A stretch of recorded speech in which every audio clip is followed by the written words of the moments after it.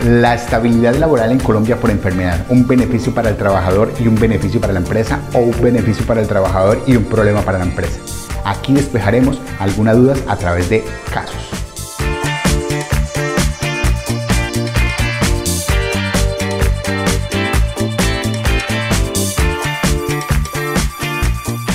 Entremos en materia. Fuero de enfermedad. ¿Es una protección al trabajador con discapacidad o debilidad manifiesta? ¿O es un abuso del derecho de algunos trabajadores en Colombia?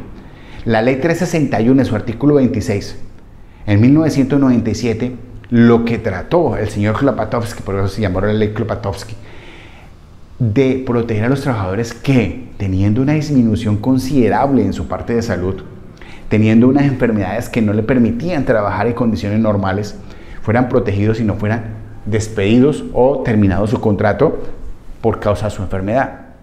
Pero algunos, aclaremos, no todos, algunos trabajadores en Colombia están generando un mal uso de esta ley.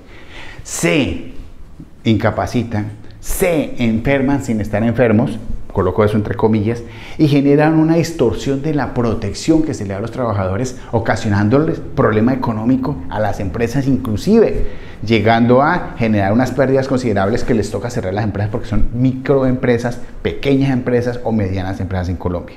Entonces analizaremos algunos casos de los cuales vamos a determinar si tiene estabilidad o no. Y adicional a que esto se ha desarrollado jurisprudencialmente muy ampliamente a través de la Corte Constitucional y la Corte Suprema de Justicia.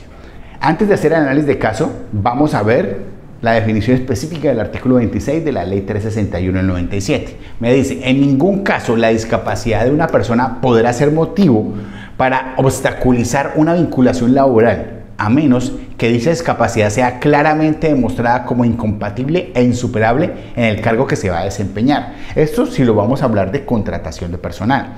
O si cuando sufrió una discapacidad, un accidente, llámese trabajo de accidente de origen común, ese tipo o las secuelas le generan esa incompatibilidad. Eso se entra a estudiar.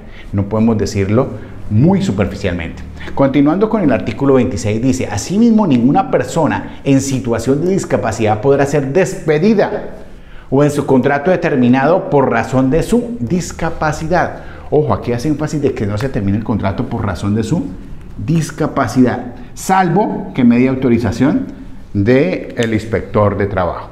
Entonces, en ese orden de ideas, nosotros debemos empezar a tener en cuenta lo que nos dice la jurisprudencia al respecto. Solo que la jurisprudencia ha tenido varios desarrollos.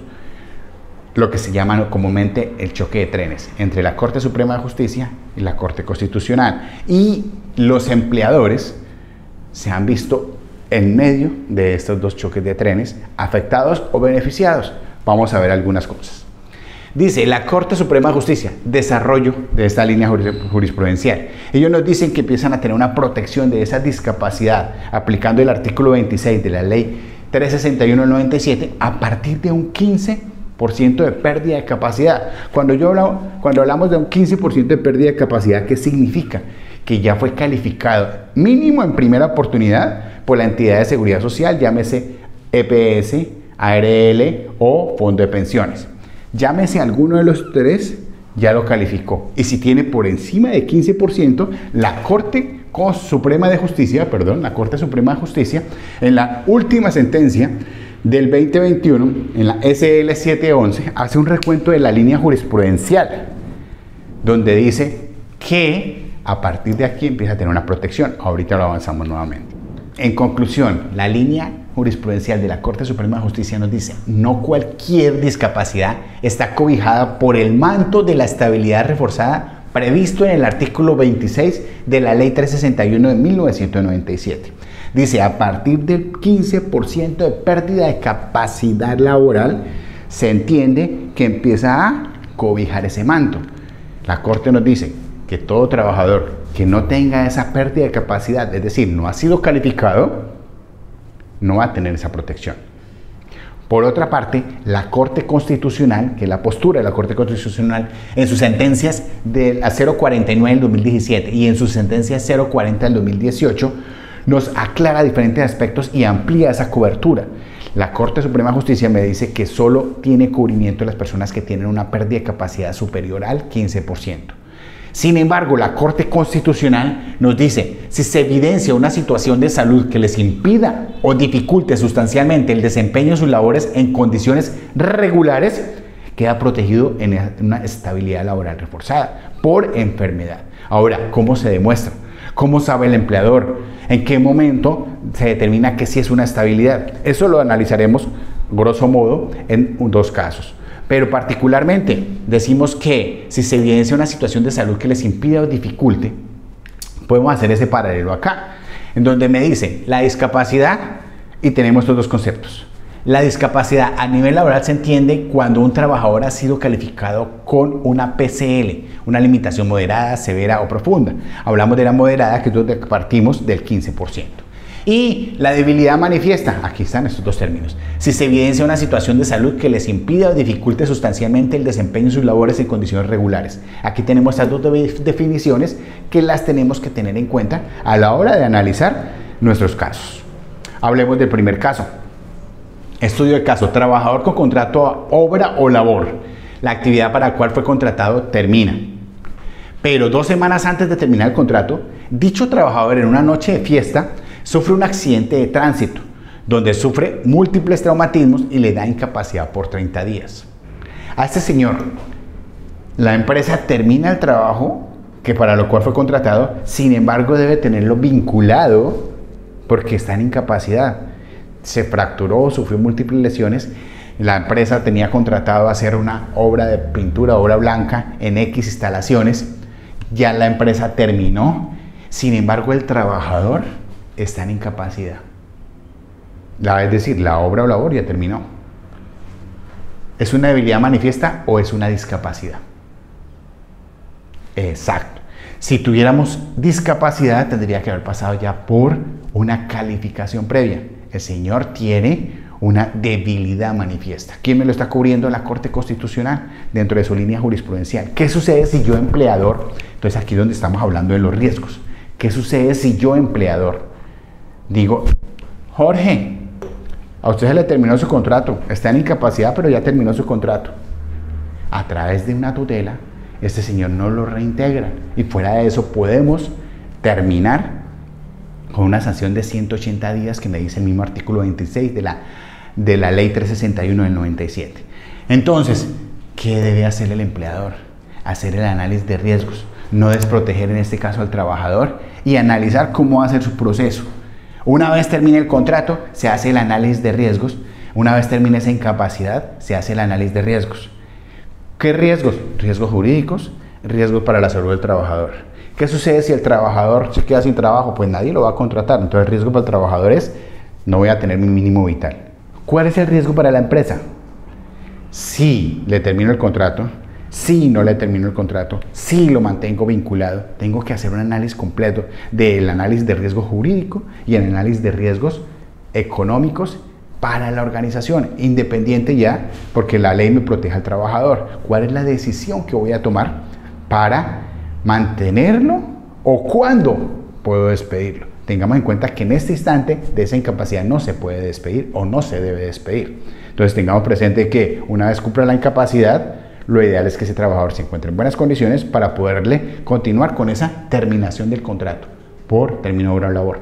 Tengan en cuenta que estos son casos particulares, cada caso es específico y el análisis de riesgo se hace por cada caso de estabilidad laboral reforzada. No es una regla matemática donde dice terminó incapacidad, se puede despedir, porque estamos hablando de una persona, de la salud, de cuáles son las secuelas del accidente. Entonces, de acuerdo a cada situación en particular, se deben tomar las decisiones. Ese es caso 1. Hablemos del caso 2. Estudio de caso: trabajador sano contratado a término fijo, 6 meses. A los 2 meses de iniciar trabajo sufre un accidente de trabajo. A los 2 meses de iniciar trabajo. Le genera una incapacidad continua por más de 180 días. La ARL, al término de la incapacidad de 240 días, en primera oportunidad lo califica con un 22.3% de pérdida de capacidad. Este señor, con esta calificación, nos vamos a dar a este caso concreto, con esta pérdida nos dice que es una debilidad manifiesta o es una discapacidad. Efectivamente, Si tenemos una pérdida, nos vamos a Corte Suprema de Justicia y nos dice que es una discapacidad. Y de acuerdo a la Corte Suprema de Justicia me dice, sí señor, este señor tiene una discapacidad, tiene un fuero laboral, entonces ya me cubre no solamente la discapacidad, ya no solamente me cubre lo que me dice la Corte Suprema de Justicia, sino también puede cubrirme la parte de lo que me dice la Corte Constitucional. Pero ya, si yo lo despido, tengo inconvenientes. Entonces empezamos a analizar los riesgos. ¿Cuáles son los riesgos? El trabajador tiene una pérdida de capacidad, que él puede apelar, sí, para que lo califiquen más con el riesgo de que lo califiquen con menor pérdida. Todo eso hace parte del sistema y de la calificación. Entonces, él apela, tiene la oportunidad, 10 días para apelar una vez notificado. Apeló, ese es su trámite dentro interno, pero él ya tiene una estabilidad y la empresa debe definir si no tiene más trabajo la empresa, ¿cómo hago para darle por terminado el contrato a este señor que está estabilizado?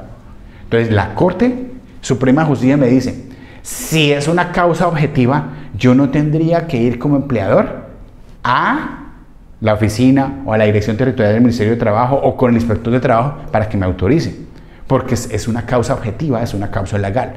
Pero la Corte Constitucional me dice, toda pérdida de capacidad o toda debilidad manifiesta debe ser autorizada por el inspector de trabajo. Entonces aquí es donde entra este choque de trenes.